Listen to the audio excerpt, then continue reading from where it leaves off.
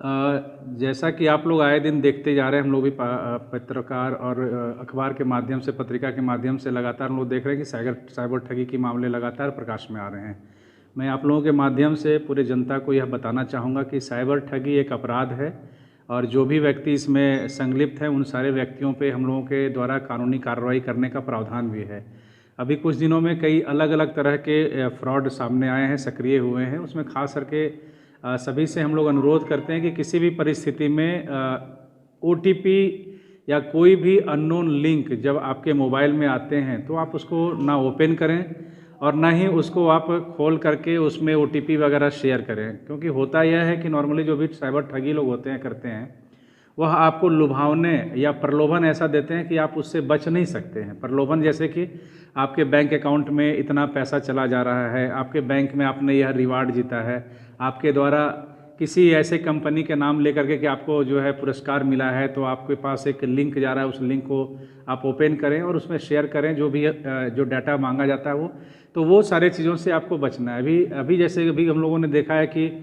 एक व्यक्ति से ठगी का मामला प्रकाश में आया, उनके द्वारा बताया गया कि बिजली बिल जमा करने के नाम पे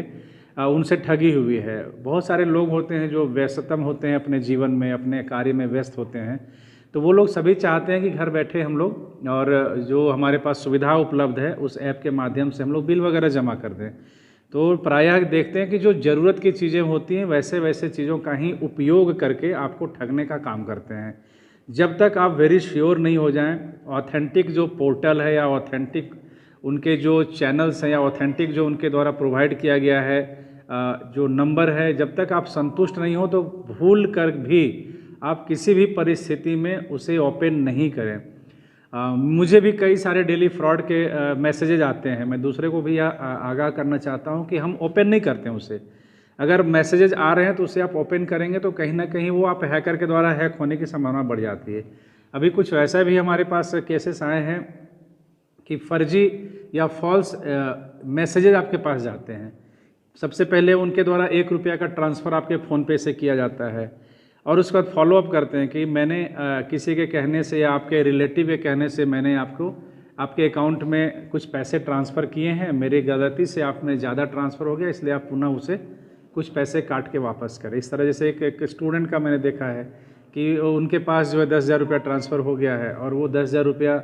पुनः उनको कॉल गया कि आप ₹2,000 वापस कर दें। जब पता किया गया तो इस तरह का कोई पैसा उसके अकाउंट में ट्रांसफ़र नहीं हुआ था। मीन्स कहीं ना कहीं यह साइबर फ्रॉड से जुड़ा हुआ मामला है। किसी भी प्रकार से आप साइबर फ्रॉड से बचें, इसकी जानकारी ही इसका बचाव है।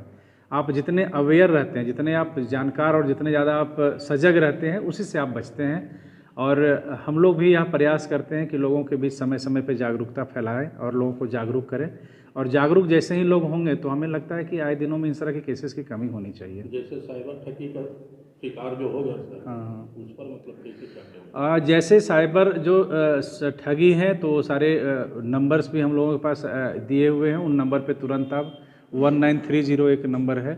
तो उस पर आप जा करके उस नंबर पे आप कॉल कर सकते हैं और जा करके तुरंत अपना कंप्लेन को रजिस्टर करा सकते हैं। विदिन समय आप समय रहते अगर रजिस्टर करते हैं तो वो सारे जो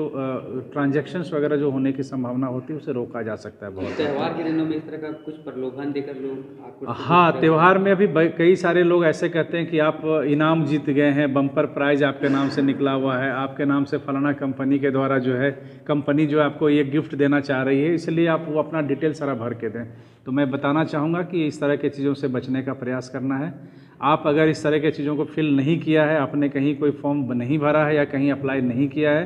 तो आपको यह की जा रही है, आपको ठगा जा रहा है और ठगे से बचने की